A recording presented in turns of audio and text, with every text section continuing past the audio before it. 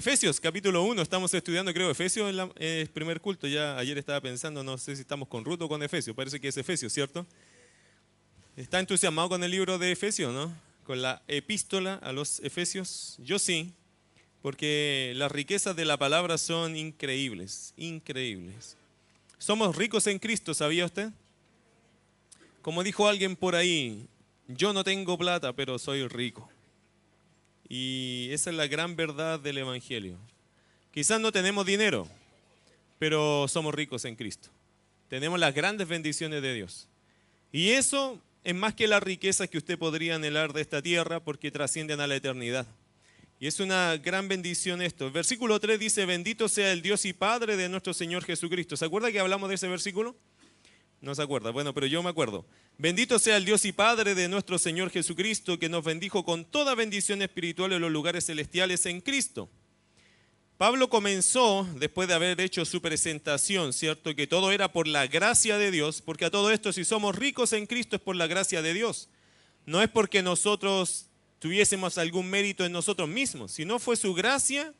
Por eso dice Efesios 2:8, porque por gracia sois salvos por medio de la fe. Y esto no de vosotros, pues es don de Dios, no por obras, para que nadie se gloríe. Es la gracia de Dios impuesta en el creyente Pablo y también en los creyentes de los Efesios. Ahora, Pablo comienza en el versículo 3 con una bendición. Dice que nos bendijo con toda bendición espiritual. Y hoy día vamos a hablar un poco de eso. ¿Cuáles fueron las bendiciones espirituales que tenemos en Cristo Jesús? Porque el versículo dice que nos bendijo con toda bendición espiritual en los lugares celestiales en Cristo.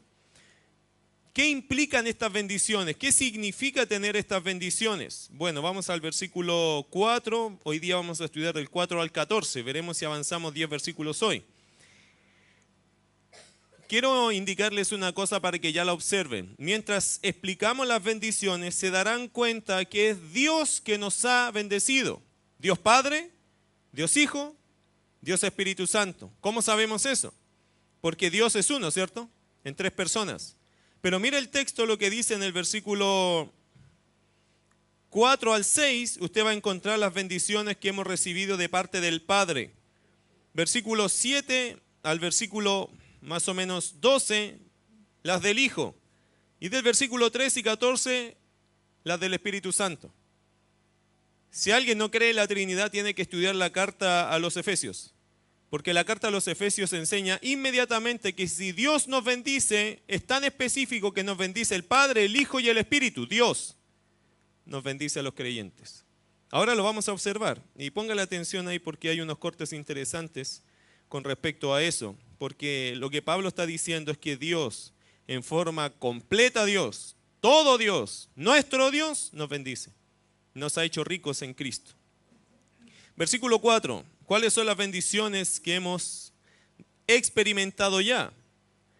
Dice versículo 4, según nos escogió en Él antes de la fundación del mundo, para que fuésemos santos y sin mancha delante de Él, en amor, habiéndonos predestinado para ser adoptados hijos suyos, por medio de Jesucristo, según el puro afecto de su voluntad, para alabanza de la gloria de su gracia, con la cual nos hizo aceptos en el amado, en quien tenemos redención por su sangre, el perdón de pecados, según la riqueza de su gracia, que hizo sobreabundar para con nosotros en toda sabiduría e inteligencia, dándonos a conocer el misterio de su voluntad según su beneplácito, el cual se había propuesto en sí mismo de reunir todas las cosas en Cristo, en la dispensación del cumplimiento de los tiempos, así las que están en los cielos como las que están en la tierra. En Él asimismo tuvimos herencia, habiendo sido predestinados conforme al propósito del que hace todas las cosas según el designio de su voluntad, a fin de que seamos para alabanza de su gloria, nosotros los que primeramente esperábamos en Cristo. En Él también vosotros, habiendo oído la palabra de verdad del Evangelio de vuestra salvación, y habiendo creído en Él, fuisteis sellados con el Espíritu Santo de la promesa, que es las arras de nuestra herencia hasta la redención de la posesión adquirida para alabanza de su gloria. Muchas palabras, ¿cierto? Difícil a veces de entender algunas. Vamos a tratar de hoy día dejarlas claras. Todo esto incluye las bendiciones de Dios para nosotros. Dios nos ha bendecido con toda bendición espiritual en los lugares celestiales en Cristo. Ahora, ¿qué involucran estas bendiciones? Versículo 4, primera bendición que se enumera acá. Fuimos escogidos por Dios para ser santos y sin mancha delante de Él. ¿Lo tiene claro eso? Versículo 4. Si alguien le pregunta, bueno, ¿qué involucra tus bendiciones espirituales en Cristo Jesús? Primera bendición que vemos es que Dios nos escogió en Él, antes de la fundación del mundo. Hermano, usted es un escogido. ¿Qué es un escogido? Es una persona. ¿Cuál es el acto de escoger? Seleccionar de un grupo, ¿cierto? Usted tiene 20 frutas y usted cuando va a la feria y le dan la posibilidad de escoger. No todos dan esa posibilidad, pero cuando usted va, ¿qué hace? Saca lo que usted cree que es mejor para usted, ¿cierto? El acto de escoger es que Dios decidió sacar del mundo algunos. Ahora pregunta, ¿Dios sacó lo mejor? ¿Somos de lo mejor del mundo? Por eso nos sacó. ¿Somos la gente más brillante? ¿Somos la gente más digna, más moral, más ética, más religiosa? ¿Fuimos la gente más cuidadosa? No. De lo vil y menospreciado del mundo, eligió Dios para avergonzar a los sabios. Usted cuando va a la feria escoge lo mejor. Dios escoge lo que hay. Porque todo lo que hay en el mundo está perdido. No hay ninguno más condenado que otro. Todos estamos condenados. Todos somos pecadores. Eso dice Romanos 3, ¿se acuerdan? Por cuanto todos pecaron y están destituidos de la gloria de Dios. Romanos 3:10, como está escrito, no hay justo ni aun uno. No hay quien entienda, no hay quien busque a Dios. No hay ninguno, no hay ni siquiera uno, dice la Escritura. Por lo tanto, todo está bajo pecado. Y de ahí Dios, sin encontrar mérito alguno en nosotros, ha escogido. Qué bendición que hubiésemos sido nosotros parte de esos escogidos, ¿cierto? Porque podríamos no serlo. Esa es una gran bendición. El saber que el que está en Cristo es un escogido. Y fue directamente escogido de la mano de Dios. Ahora pregunta, en el plan de Dios, ¿cuándo fuimos escogidos por Él? Versículo 4. Según nos escogió en Él, ¿cuándo? Antes de la fundación del mundo. ¿Qué había hecho usted para merecer la salvación? Usted ni existía. Porque la elección de Dios es antes de la fundación del mundo. Eso nos pone en un plano muy alejado nosotros de entenderlo. Pero usted tiene que imaginárselo así. Antes que el mundo fuera fundado, antes que el mundo tuviera mar, cielo, sol, lo que tuviera, Dios ya nos tenía en su plan a nosotros. ¿Cómo puede ser eso? Bueno, eso solo lo puede hacer el Dios eterno. Y el Dios omnipotente y el Dios omnisciente. El que todo lo sabe, el que todo lo puede y el que está desde siempre. El alfa y el omega. El Dios eterno solo puede hacer esto. Pablo nos está mostrando una visión del Dios eterno y cómo desarrolló su plan. Según nos escogió en él antes de la fundación del mundo. ¿Y cuál era el propósito de escogernos, querido hermano? ¿Para qué nos escogió el Señor? ¿Por qué nos tuvo que escoger Él a la vez? Versículo 4. Para que fuésemos, ¿qué dice? Santos y sin mancha. Pregunta, ¿usted es santo? ¿Sin mancha?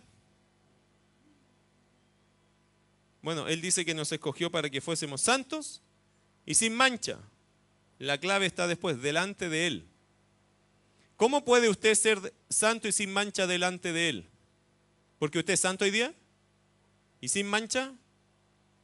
¿Y en la práctica? ¿Somos santos en la práctica? ¿Y sin mancha?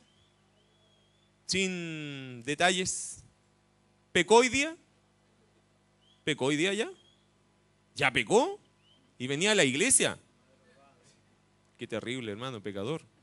¿Cómo pueden ser así? Bueno, todos pecamos. Quiero que entienda esto. Esto que Pablo está diciendo acá es nuestra posición delante de Dios. No es nuestra práctica.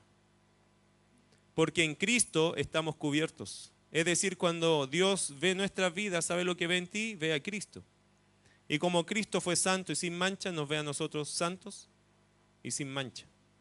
Si nos viera sin Cristo, ¿qué ve? Un pecador. No arrepentido, rebelde, sucio, indigno. Que no puedo tocarlo ni siquiera salvarlo porque no quiere, porque es un incrédulo. Pero con Cristo, Él ve ¿qué? Un santo, un amado, un limpio, alguien sin mancha. Se llama esta relación o esta impresión de Dios hacia nosotros posicional. Es la posición que tenemos en Cristo. Si no tenemos a Cristo, estamos perdidos. Si tenemos a Cristo, somos santos, incluso sin mancha. ¿Es una bendición? Por supuesto. Hoy día no sé cuánto la entendemos, pero el día de mañana, cuando nos presentemos delante de Dios, lo vamos a agradecer.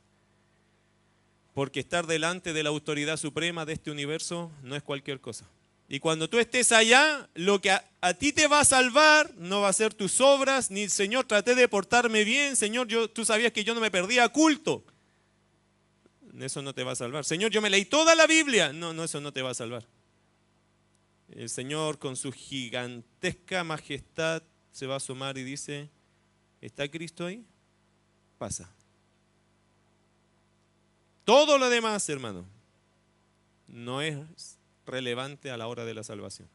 Si estás en Cristo, te salvas. Si no tienes a Cristo, estás condenado. Hay una bendición importante. Fuimos escogidos para ser santos y sin mancha delante de Él. 2. Versículo 5. Fuimos en amor predestinados para ser adoptados hijos suyos por medio de Jesucristo, según el puro afecto de su voluntad. Quiero que vaya anotando cuántas veces dice su voluntad, su beneplácito, su deseo. Vaya anotando eso mientras estudia la Biblia conmigo. Me imagino que está anotando, ¿cierto? Siempre traiga un lápiz a este lugar, porque va a usarlo. Va a usarlo en su Biblia para marcar las referencias. Primera bendición, fuimos escogidos para ser santos y sin mancha. Y segundo, fuimos en amor predestinados para ser adoptados hijos suyos. Querido hermano, mire, ¿sabe lo que es predestinación? Muchas palabras teológicas y técnicas, ¿cierto? Un destino previo. Dios, como nos escogió, ¿cuándo nos escogió? ¿Se acuerda? Antes de la fundación del mundo. Como me había escogido antes de que yo naciera, por decirlo de una forma más entendible a mi cerebro, como me escogió antes de que yo naciera, cuando nací, Dios también puso un destino en mi vida con el fin de que yo llegara un día a ser su hijo. En la eternidad, hermanos, y a ver si lo capta, en la eternidad ya éramos hijos de Dios, ¿cierto? Porque Él ya nos tenía escogidos. Eso no lo va a cambiar nadie, aunque tú no nacías todavía. Naciste, ¿y cuál era el trabajo de Dios? Llevarte por un camino, ya sea duro o sencillo, pero al fin la meta es que en este camino que es tu vida, tú llegaras un día a reconocer a Jesucristo. Eso es predestinación. El Señor te destinó previamente para que llegaras a conocerlo. Uno dice, y a veces me pasa a mí, yo miro mi vida y digo, Señor, ¿por qué tuve que pasar por cosas que fueron duras? Yo no quería pasar por ahí. Y a veces me hago la pregunta con la Biblia, Señor, ¿por qué? ¿Y sabe cuál es la respuesta que entiendo que viene de Dios? Porque era mejor así. Porque era necesario así. Porque de esa forma, y solo de esa forma, hubiésemos llegado a Jesús.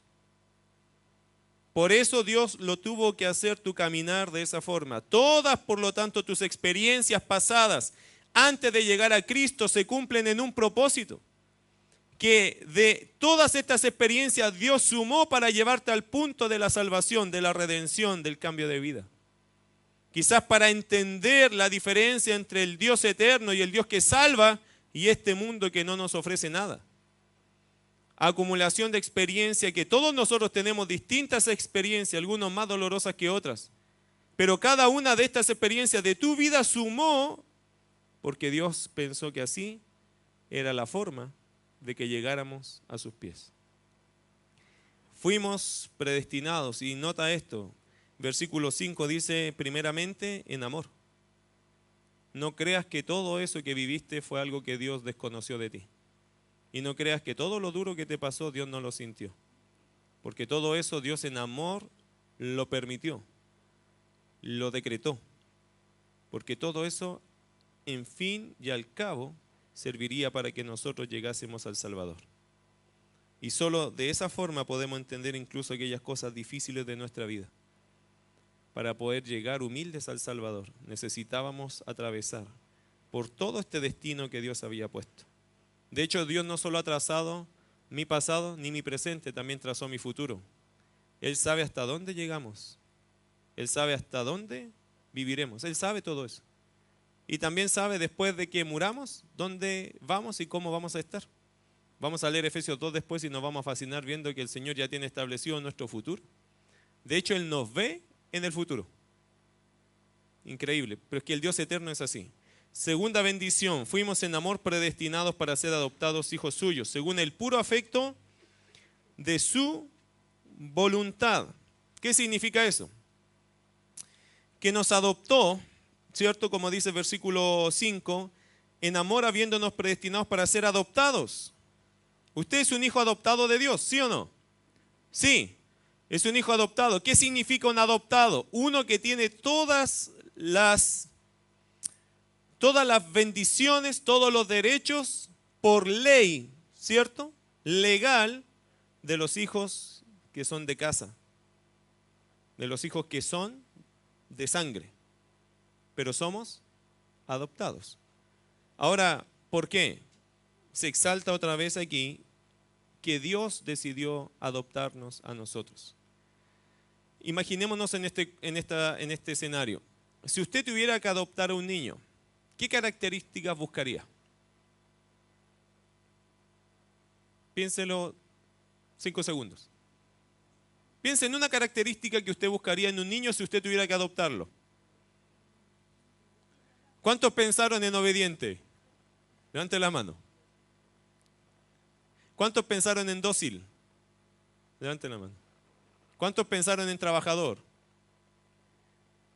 A ver, ¿quién pensó en una característica negativa? Que sea rebelde, que sea porfiado, que sea indomable, que sea un cacho. Casi siempre nosotros vamos a adoptar, humanamente hablando, ¿cuál es nuestra inclinación? Buscar algo bueno. Querido hermano, cuando Dios nos adoptó, simplemente nos adoptó y nos amó. Y nos ama. Y nos ama. Profundamente nos ama. Somos como somos, ¿cierto? Y seamos como seamos, Dios nos ama. Esa es su adopción. No nos recibió a nosotros por buenos, nos recibió porque nos ama. La fuente de la adopción de Dios es el amor. No lo que soy, no lo que he hecho, sino porque nos ama. Y eso es muy distinto a lo que los hombres hacemos. Porque los hombres siempre escogemos y seleccionamos a mérito. Pero Dios no ve méritos. Y eso, y el precio de elegir y de escoger, lo paga Él sin ningún problema porque fue su libre decisión. Mire lo que dice Juan, el Evangelio de Juan, capítulo 1. Creo que nos falta a veces aprender un poco más de cómo es Dios. Para ser como Él, para ser como Dios. Juan capítulo 1, versículo 12 y 13 dice, mas a todos los que le recibieron, a los que creen en su nombre, les dio potestad, derecho, autoridad, de ser hechos hijos de Dios. ¿Usted recibió a Cristo? ¿Usted creyó en su nombre? ¿Usted es un hijo de Dios? ¿Amén? No se lo quiero garantizar yo, la palabra de Dios dice eso. Si tú crees en su nombre, has sido hecho hijo de Dios. Y cuando dice ser hecho, es que ya es algo consumado, está concretado. No tienes que buscar ser hecho, ya fuiste hecho hijo de Dios. Versículo 13. Los cuales no son engendrados de sangre ni de voluntad de carne. ¿Qué significa? La salvación no es una herencia, es un regalo individual. No es porque el papá o la mamá fueron espirituales es que el hijo va a ser salvo. No, es algo que nace de Dios, es Dios quien lo otorga. Es Dios quien escoge, es Dios el que llama, es Dios el que hace esto, es Dios el que predestina. Los cuales no son engendrados de sangre ni de voluntad de carne. No es que yo decido salvarme, ni de voluntad de varón, sino de Dios. Por eso Efesios, Juan y Pablo estaban de acuerdo en algo. Si alguien es creyente es por la voluntad de ¿quién? De Dios. Dios decidió salvarnos. Otra vez vuelve la pregunta a nosotros, ¿por qué a mí?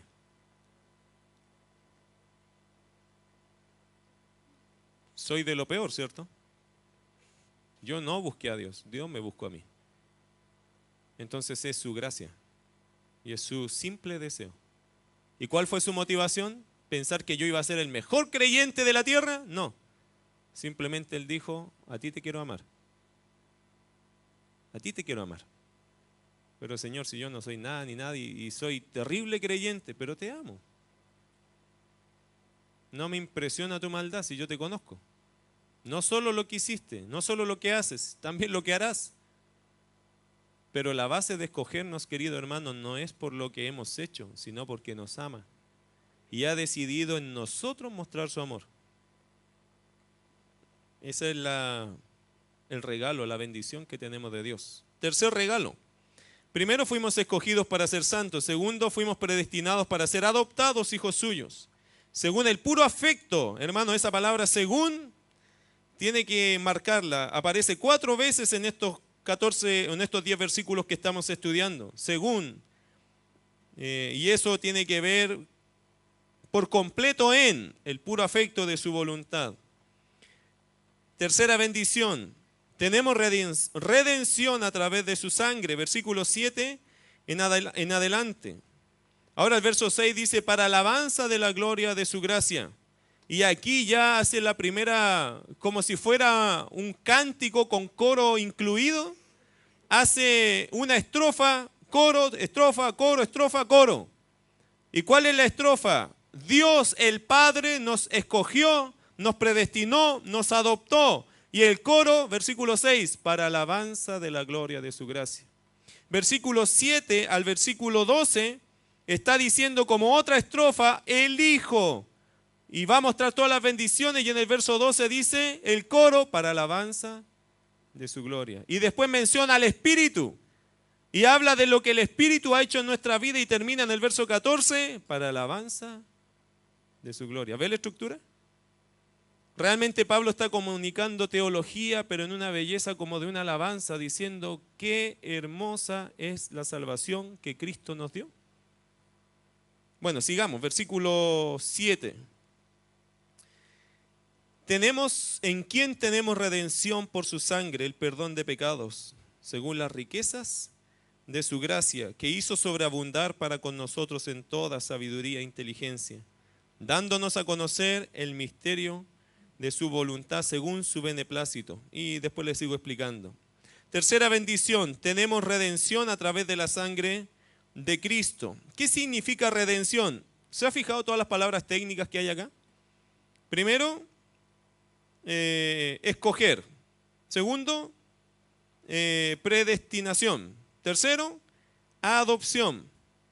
Cuarto, redención. Si usted no sabe teología, este pasaje le suena muy raro, pero estamos tratando de explicar cada palabra. Dios eligió, ¿cierto? Dios predestinó un destino previo. Dios nos adoptó, nos ha recibido como hijos. Y Dios nos redimió. ¿Qué significa que hemos sido redimidos por la sangre de Cristo? Redención significa esto, escúchelo, pagar el precio de nuestra maldad. La redención siempre tiene que ver con pagar el precio por alguien o algo con el fin de rescatarlo. La redención es un rescate. ¿Y de qué nos rescató el Señor a nosotros? Bueno, el Señor nos rescató de nuestra condenación, ¿cierto? Y de toda nuestra maldad. ¿Usted sabe que la redención hoy día también nos sirve? No solo cuando lleguemos a Cristo o al cielo diciendo ya te rescato del infierno. ¿También nos sirve hoy día? Porque la redención también nos ha sacado del mercado del pecado. Hoy día somos libres del pecado, ¿sabía usted eso? Amén, ¿cierto? Somos libres del pecado. Y usted me dice, pastor, pero yo todavía peco. Ah, bueno, esa es otra historia. pero somos libres del pecado. Romanos capítulo 6. Veamos en qué condiciones quedó el pecado en nuestra vida después de conocer a Cristo. Hablando de la redención. Él nos ha comprado, nos ha sacado de este mercadeo del pecado. Romanos capítulo 6, versículo 6. Sabiendo esto, que nuestro viejo hombre fue crucificado juntamente con él para que el cuerpo del pecado sea destruido, a fin de que no sirvamos más al pecado. Mire qué interesante lo que pasó. Cuando conocemos a Cristo, Cristo, ¿qué hace con nuestro viejo hombre? ¿Qué dice el versículo? Lo crucifica. ¿Qué significa? Lo limita absolutamente. Lo pone en una cruz. Por lo tanto, nuestro viejo hombre, ahora estamos en qué condición? La capacidad de servir al Señor, porque este viejo hombre está crucificado. Espiritualmente, por lo tanto, hermanos, somos libres. Somos libres para hacer lo correcto, no libres para hacer lo que se nos ocurra. Eso se llama libertinaje. Pero hoy por hoy en Cristo tenemos la libertad de hacer lo correcto. Por fin podemos decir, yo no voy a mentir más. Yo no voy a andar atrás de la maldad. Ya puedo decir eso y tengo la capacidad. No en mí, sino en Cristo. Porque Cristo ha crucificado a este viejo hombre con sus pasiones y lo que antes me arrastraba, hoy día ya no me arrastra porque ya no tiene el control. ¿Quién tiene el control de mi vida hoy? La presencia de Dios. Y en Romanos 8 va a hablar del Espíritu Santo. ¿Cómo tiene la capacidad de llevarnos en una vida llena de vida abundante espiritual? Versículo en el Romanos capítulo 6, versículo 18. Y libertados del pecado. Y eso, hermano, es lo que ha hecho la redención. Nos ha hecho libres. Y libertados del pecado, vinisteis a hacer ¿qué cosa? Servidores, esclavos ¿de qué? De la justicia, de Dios. Hoy día nosotros, hermanos, podemos servir a Dios en libertad. ¿Sabe por qué? Porque Cristo nos ha redimido del pecado. No le debemos nada al pecado, le debemos todo a Cristo. Porque Él nos pagó toda la deuda. Todo lo que nosotros hicimos en nuestras maldades, el Señor ya lo pagó. Por lo tanto, hoy día somos declarados libres, sin culpa, sin deuda. ¿Le gustaría no tener deudas? ¿A quién le gustaría no tener ni una deuda más? Y pasearse por Falabella sin persecución. Sin entrar a la Polar y no andar mirando para todos lados que lo va a agarrar el guardia. O entrar al líder y pasar la tarjeta, úsela nomás. Qué linda es la libertad, ¿cierto? Cuando uno no la ha tenido, la valora mucho. Usted tiene libertad todos los días de salir de su casa. Pero ¿qué pasaría si por cualquier cosa alguien te dejara preso en tu casa y no pudiera salir de tu casa? ¿Valoraría después salir a la calle? Por supuesto que sí. De otra forma que hoy día no lo valoramos. Querido hermano, en Cristo somos libres, no menosprecies su libertad. Si hoy día puedes caminar libre por la fe y en la fe, no la menosprecies. Dele gracias a Dios que hoy día con libertad le puedes alabar, puedes orar, puedes venir a la iglesia. Dale gracias a Dios que hoy día puedes leer la Biblia y con libertad escuchar a Dios, escuchar a Dios, escuchar a Dios, hermano. Qué cosa más gloriosa que un hombre se siente, abra la Biblia y tener la capacidad de entender este sagrado libro. ¡Qué bendición! ¿Por qué? Porque somos libres. Somos libres de la pena del pecado. Somos libres, hermano, también en el futuro de la presencia del pecado. Porque hoy día luchamos con el pecado, ¿cierto? Pero la lucha es ganable. ¿Por qué? Porque Cristo está en nosotros. Por lo tanto, esa presencia que tiene el pecado en nosotros hoy día no nos podría obligar a pecar. A menos que yo ande en la carne, a menos que yo no busque los recursos espirituales de Dios. La única forma que un creyente, por lo tanto, hoy día ande metido en la maldad es porque quiere estar en la maldad. Quiero que vaya a Hebreos para que se le pongan los pelos de punta un ratito. A veces los creyentes tienen un concepto muy equivocado. ¿Y cuál es el concepto equivocado? Que el creyente dice, bueno, Dios sabe que no soy perfecto. Así que si peco, bueno, Dios lo sabe. Y Él me entiende. ¿Usted sabe que ese concepto es muy humano? Es muy carnal pensar así. Señor sabe que yo trato de luchar, pero Él me entiende. Es como, yo sé que esto está mal, y hay algunos que piensan así, creyentes que dicen, yo sé que esto está mal, pero ya no importa. Total, después le pido perdón a Dios. ¿Será este pensamiento sustentado en la Escritura? De que puedo caer, y después del tiempo caer, y después caer, y al final decirle, bueno, el Señor sabe en mi corazón que yo estoy arrepentido, y después caer de nuevo, bueno, Señor, tú sabes que yo estoy arrepentido, y caer de nuevo. Esta es la idea de Dios sustenta ese tipo de actitud. A veces nos falta entender un poquito a nosotros cómo es Dios. Porque en el Antiguo Testamento nosotros vemos tantos ejemplos y los mal entendemos. A veces creemos que en el Antiguo Testamento Dios perdonaba. Pero querido hermano, ¿a quién perdonaba Dios en el Antiguo Testamento? Si usted estudia bien, ¿a quién Dios perdonó?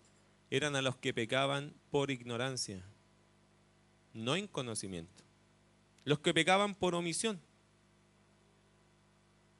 Eran aquellos que no sabían. Y no sabiendo o ignorando algo lo hacían y después decían, uy, eso es pecado. Yo no sabía.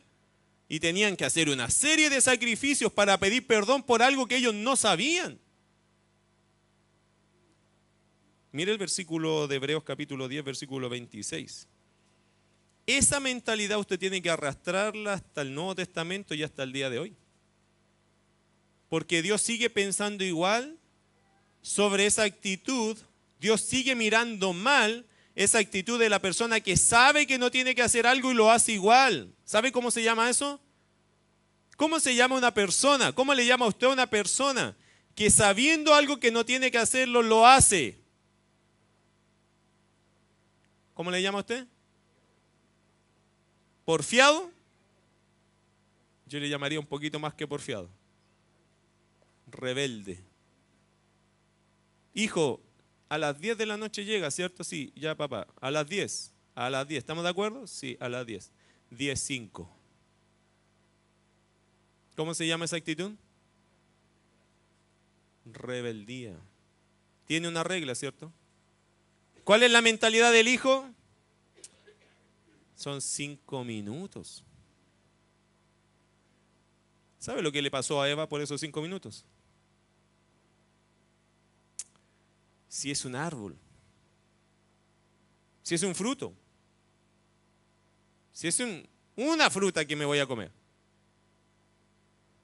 Pero voy buscando más que eso cuando doy ese acto. Quiero doblarle la mano a Dios.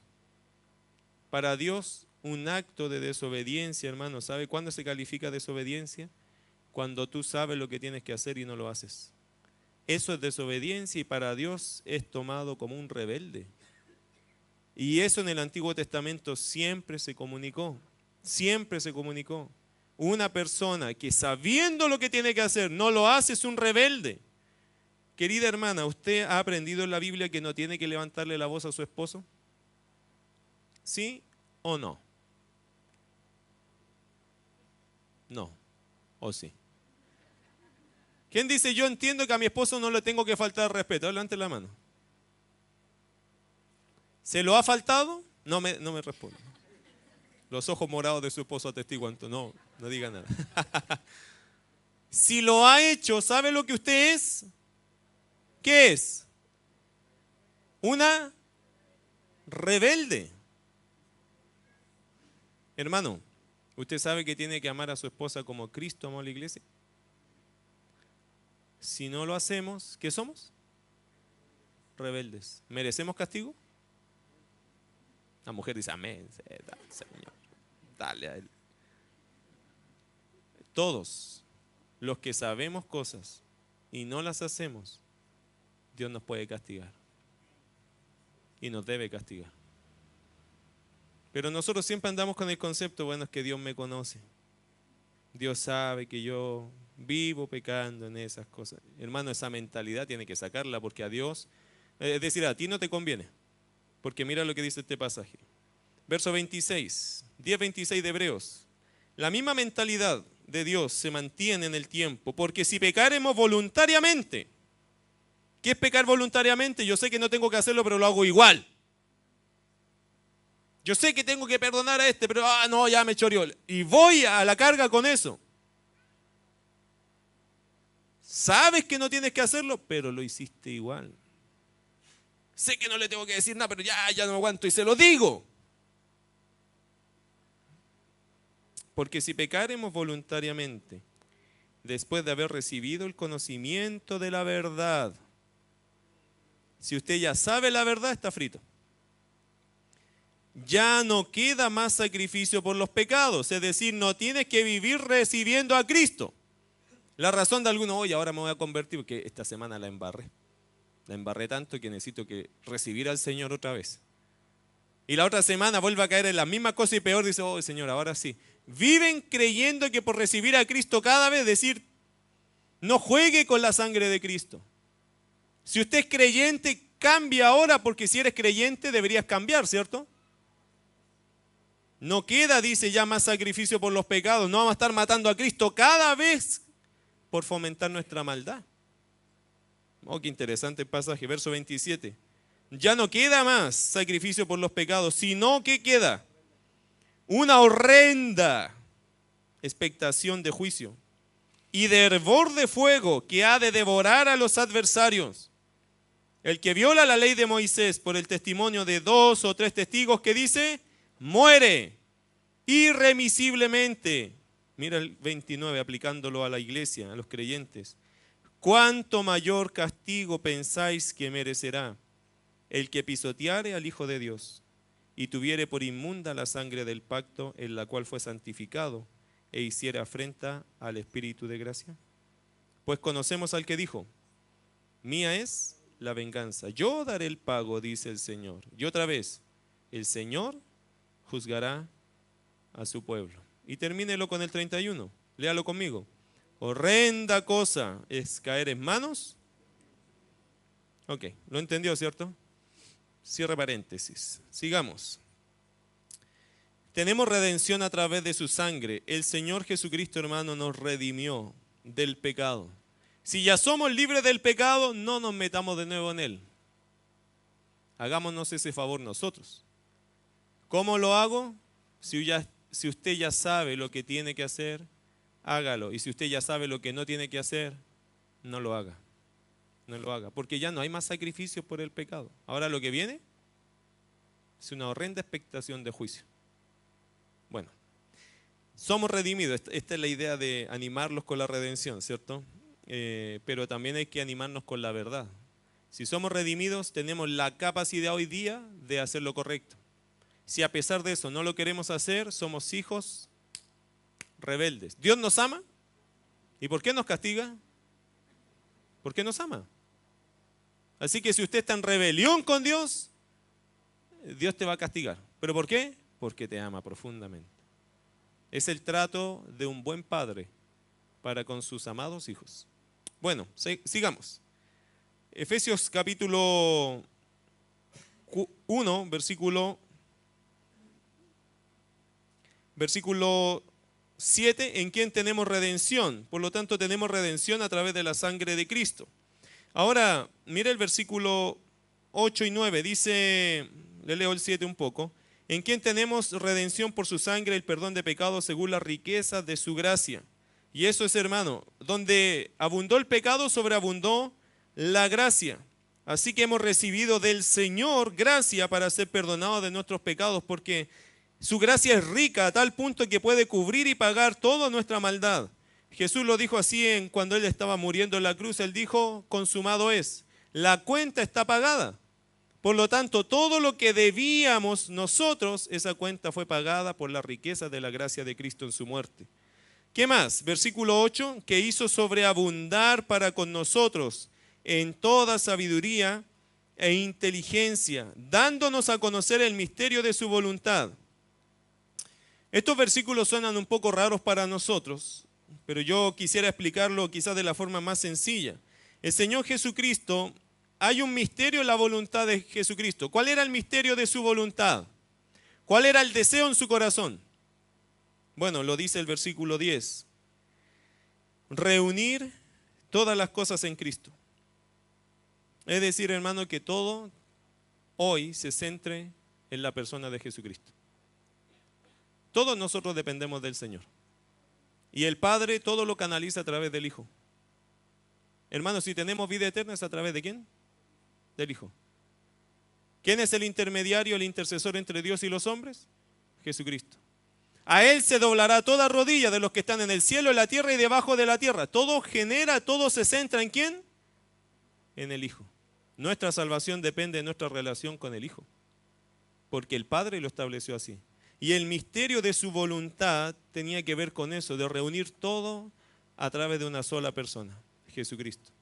Quien cree en el Hijo tiene vida eterna. El que rehúsa creer en el Hijo no verá la vida, sino que la ira de Dios está sobre él. Todo se canaliza, todo se centraliza en el Hijo de Dios.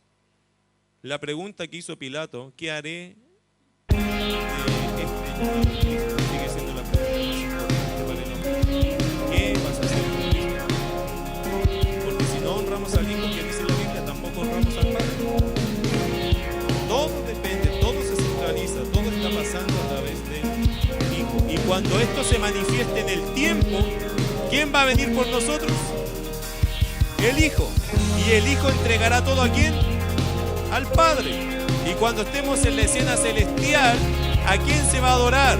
Vaya Apocalipsis capítulo 4, me parece que es ese pasaje. Capítulo 5, versículo 9. Y cantaban un nuevo cántico diciendo: digno eres de tomar el libro y de abrir sus sellos, porque tú fuiste inmolado y con tu sangre nos has redimido para Dios de todo linaje y lengua y pueblo y nación, y nos has hecho para nuestro Dios reyes y sacerdotes, y reinaremos sobre la tierra. Y miré y oí la voz de muchos ángeles alrededor del trono, y los seres vivientes y de los ancianos, y su número era millones de millones, que decían a gran voz, ¿qué decían? El Cordero que fue inmolado, Jesucristo, es digno de tomar el poder, las riquezas, la sabiduría, la fortaleza, la honra, la gloria y la alabanza. Creo que el misterio, hermano, este que muestra acá por lo menos, dice, dándonos a conocer el misterio de su voluntad, según su beneplácito, otra vez, su deseo profundo, el cual se había propuesto en sí mismo de reunir todas las cosas en Cristo, en la dispensación del cumplimiento de los tiempos. Cuando llegue el cumplimiento de los tiempos, cuando se administre, según la administración, la economía del cumplimiento de los tiempos, todo estará en Cristo.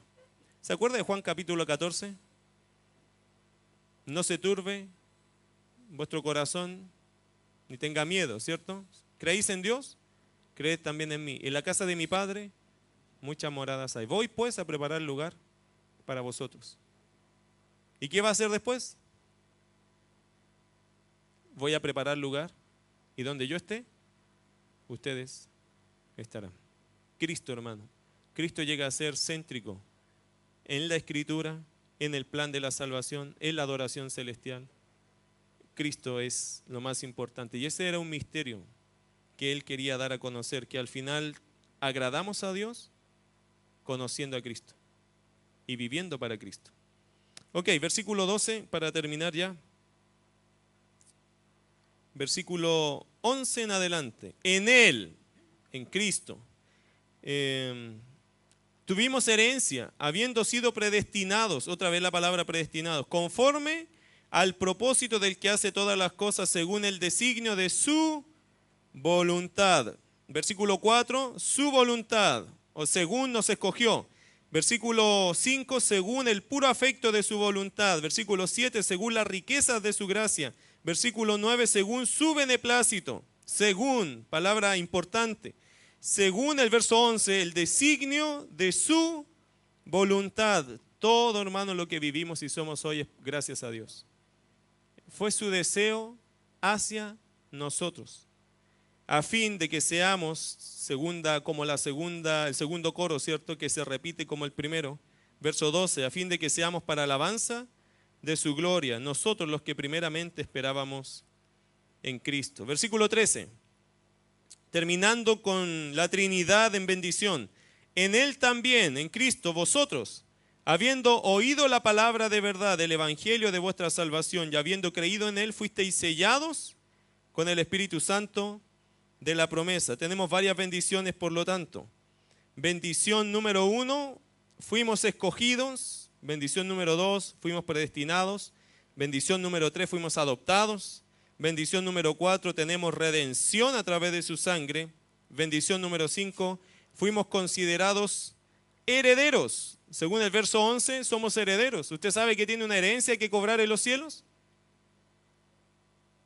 Somos herederos del Padre Celestial. Y Él pronunció que en la eternidad recibiremos herencia. ¿Lo merecemos? Yo creo que con ser salvo ya es suficiente, ¿cierto? En el segundo culto voy a enseñar acerca de Ruth. Y es interesante, hermano, cómo Dios muestra su gracia hacia las personas. Ruth estaba más que feliz por solo el hecho de ser incluida en el pueblo, ser aceptada. Pero cuando llega a vos, vos la bendice de forma particular. Es interesante cómo en la salvación Dios siempre nos da más de lo que nosotros siquiera esperábamos. Dios ya nos hizo salvos, ya nos perdonó, ya nos predestinó, ya nos adoptó. Eso dice el pasaje. Pero ahora, aparte de eso, ¿qué hace? Nos da una herencia. Es decir, cuando lleguemos a la gloria eterna, nos espera ¿qué cosa? La herencia de Dios. El versículo 11 dice, en él asimismo tuvimos herencia, habiendo sido predestinados conforme al propósito del que hace todas las cosas según el designio de su voluntad. Otra vez, esto es parte de su voluntad para nosotros, que seamos considerados herederos. Sexta bendición, fuimos sellados con el Espíritu Santo de la promesa. Versículo 13. Al final dice, fuisteis sellados con el Espíritu Santo de la promesa, que es las arras de nuestra herencia, hasta la redención de la posesión adquirida para alabanza de su gloria. Y aquí dice la Biblia que ahora somos sellados. ¿Qué significa sellados? Otra vez, otro tipo de palabra que a veces no entendemos. ¿Cómo explicarlo? ¿Se recuerda la historia del hijo pródigo? Cuando volvió a casa, ¿qué hizo el papá? Puso calzado, creo que vestido también, y un anillo. ¿Para qué el anillo? El anillo, hermano, que ellos usaban era un anillo que tenía, generalmente en la cultura, tenían un anillo con un sello, con una marca que era de la familia. Y ese anillo se usaba para hacer transacciones legales. Por lo tanto, cuando se sellaba un negocio, lo que hacían para saber la otra persona que este negocio era real, lo firmó mi hijo. Tiene el sello real o tiene el sello familiar. Eso le da autoridad y le da derecho a ese documento y por lo tanto ahora va con la autoridad de quien lo selló. Cuando dice la Biblia que en Cristo hemos sido sellados, ¿qué está diciendo? Que el sello que Dios acuñó a nuestra vida es el Espíritu Santo. Y ese sello va con nosotros ¿hasta dónde? Versículo 14. Hasta, ¿lo tiene ahí? La segunda parte del versículo. Hasta la redención de la posesión adquirida. Hasta que lleguemos a recibir lo que Dios nos prometió, ese sello, cuando lleguemos a la eternidad, Dios que va a mirar, ¿dónde está el sello de este? ¿Y el sello qué es? La presencia del Espíritu Santo en nosotros. Ahora, un sello también tenía otra gracia. El sello también representaba y tenía el peso, depende de quién era el sello. Me explico. Por ejemplo, cuando a Jesucristo lo enterraron, ¿cierto? En esa tumba allá y pusieron el sello romano, ¿se acuerda? Y que era, dicen que era como un cinto con un logo que era de Roma. Ahora, ¿eso se podía cortar? Por supuesto, con una tijera no podría haber hecho cualquier cosa o sacarlo. No es que envolvieron la piedra, ¿entiendes? Solo pusieron eso, porque ese sello que simbolizaba que esto es de Roma, nadie lo puede tocar y quien lo toca le cae todo el peso de Roma. Por lo tanto, el sello también tiene que ver, hermano, con el sello también representa autoridad de quien está atrás del sello. Y ese sello pesa según quien sea la persona de quien es. Bueno, en este caso el sello de Dios. ¿Alguien puede violar el sello de Dios? Nadie. ¿Estás seguro en Cristo? Por supuesto. Porque no importa quiénes seamos ni lo que hayamos hecho. Si estamos en Cristo, estamos sellados. ¿Alguien te puede tocar? No. Espiritualmente hablando, ¿de quién somos? Absolutamente de Dios. ¿Por qué? Porque Él puso su sello en nosotros. Y el versículo 14 dice que es las arras. Esa palabra arras, para que la entienda, póngala así, garantía. Que es la garantía de nuestra herencia. El Espíritu Santo es nuestra garantía. Si yo tengo a Cristo, Dios me ha bendecido con su sello, me ha puesto al Espíritu Santo en mí, y eso es mi garantía, no son mis obras, es la presencia del mismo Dios en mí. Esa es la garantía que yo recibo por creer en Cristo Jesús. Ahora, querido hermano, ¿cómo sucede esto del sello? ¿Cómo soy sellado? ¿Cuándo soy sellado? ¿De qué forma una persona es sellada? Versículo 13 lo describe. ¿Qué dice? En él también vosotros, habiendo oído la palabra de verdad. ¿Cuál es la palabra de verdad aquí? El evangelio de vuestra salvación. Primera cosa, para ser sellado uno tiene que escuchar ¿qué cosa? La verdad, el evangelio. Por eso, hermano, hay que predicar el evangelio. Para que la gente, si tiene que escuchar algo que le va a servir para ser sellado, primero tiene que ser la palabra. El evangelio de vuestra salvación, el mensaje de Cristo. Jesucristo, querido hermano, es clave otra vez. Primero tiene que escuchar el evangelio. Y después, ¿qué dice? Y habiendo creído en él, ¿en quién? Fíjese que primero tiene que escuchar la palabra de verdad, el evangelio de vuestra salvación, y habiendo creído en él. ¿En qué él? En el evangelio de vuestra salvación, que es Cristo. Fuisteis sellados con el Espíritu Santo de la promesa. Dos cosas hay que hacer, por lo tanto, para que alguien sea sellado. Tiene que escuchar el evangelio de salvación, Jesucristo, y tiene que creer. Creer. Y una persona que escucha el evangelio, que lo entiende, por lo tanto, que lo acepta, que lo cree, habiendo creído, es sellado. Por eso, querido hermano, no podemos diluir el evangelio, porque uno diluye el evangelio y mata toda la gracia de lo que es conversión. Porque ¿cómo vamos a comunicar un evangelio falso y creer que con eso vamos a ganar personas o almas? No podemos cambiar el mensaje. Cambiar el mensaje, ¿qué significa? Sacrificar todo lo que Cristo hizo por nosotros y todo lo que Cristo hizo para levantar una iglesia. Ok, bueno, todas estas bendiciones, hermano, podemos disfrutarlas porque ahora son una realidad en nosotros, cada una de ellas. Ya somos escogidos, ya somos predestinados, ya somos adoptados, ya somos redimidos, incluso ya somos herederos, hermano, ya somos sellados, ya somos esto si estamos en Cristo Jesús. El afán de Pablo es siempre decir, esto ya lo tenemos en nuestra mano. Y usted dirá, pero yo todavía no recibo la herencia. No, pero en los ojos de Dios, eso es un hecho. Amén. Tenemos, por lo tanto, confianza, no en nosotros, sino en la preciosa persona de Cristo Jesús.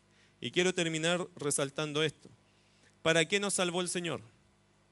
Versículo 6, para alabanza de la gloria de su gracia. Verso 12, para alabanza de su gloria. Y verso 14, para alabanza de su gloria.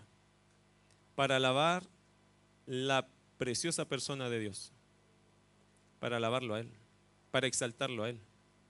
Que tu vida, querido hermano, sea realmente una motivación para muchos de exaltar a Dios.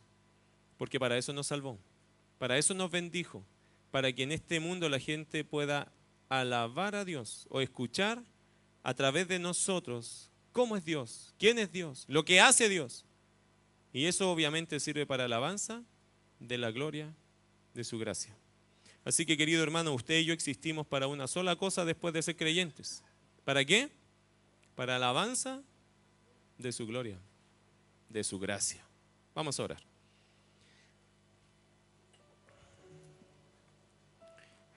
Con sus ojos cerrados, quiero que piensen esto. ¿Está viviendo para la gloria de Dios?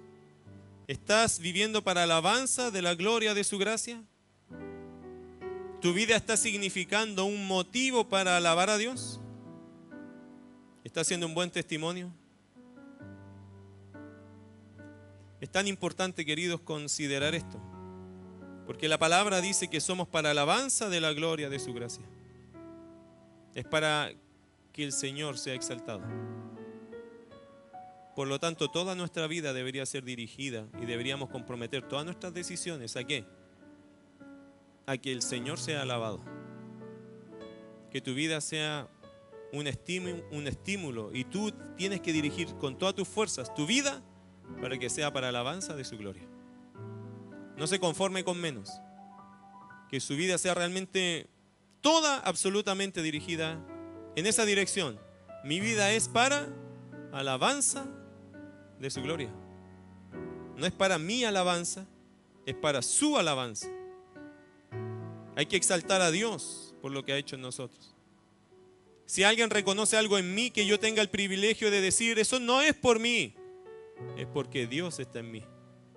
Es Dios lo más importante, no nosotros. Y en nuestro templo, en nuestro culto y en nuestra vida, Dios debería ser lo más importante. Y si hay algo bueno que encuentras aquí es para alabanza de la gloria de su gracia. Porque todo lo que somos es por la gracia de Dios. Si hay alguien en este lugar que no conoce a este Cristo lleno de gracia, yo te invito a conocerlo hoy.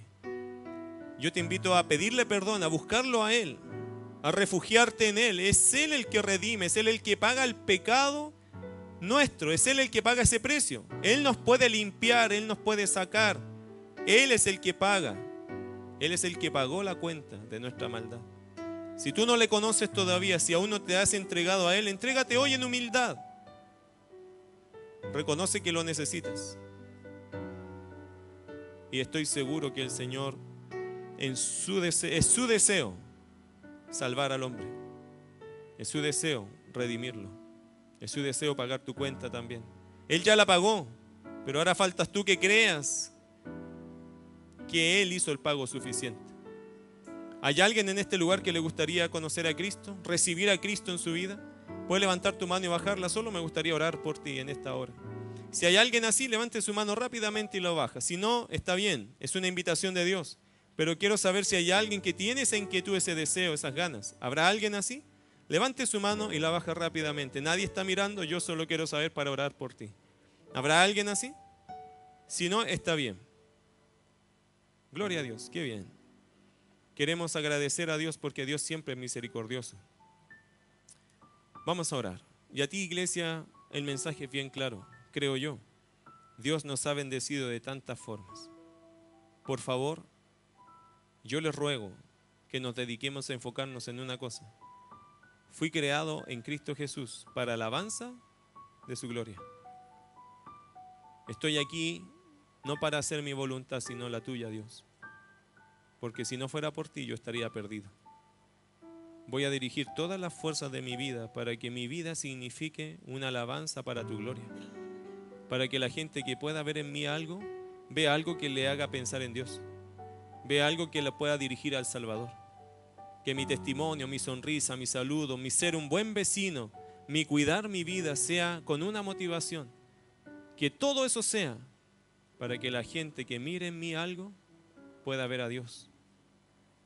Pueda ver a Dios. Pueda pensar en Dios. Señor, ayúdanos. Ayúdanos a entender que tenemos tantas bendiciones de ti. Que nuestra única motivación hoy debería ser que nuestra vida sea para alabanza de la gloria de tu gracia. Querido Dios, ayúdanos. Tú conoces nuestra realidad. Conoces nuestros pensamientos, nuestras acciones. Conoces toda nuestra vida. No hay secreto delante de ti. Y Señor, la carta a los Efesios es muy hermosa porque nos muestra tremendas bendiciones que tenemos. Pero cada una de ellas, Señor, la pusiste en nuestra vida para que todo esto sirviera para alabar tu precioso nombre, para servirte a ti, Señor, en humildad, para mostrar cambios reales que haces tú en un pecador como nosotros. Y que todo eso, Señor, serviría quizás para el testimonio hacia otras personas que verán en nuestra vida un cambio real. Pero eso, Señor, cuando sea así, tenemos la santa responsabilidad de exaltar tu gracia. Porque no fuimos nosotros los que nos cambiamos a nosotros mismos. Ha sido tu gracia en nosotros. Estaríamos muertos en delitos y pecados hoy. pero es tu gracia la que nos ha salvado. Te bendecimos por esa gracia y ayúdanos, Señor, a vivir en ella. Te alabamos, Dios, en el nombre de Jesús. Amén.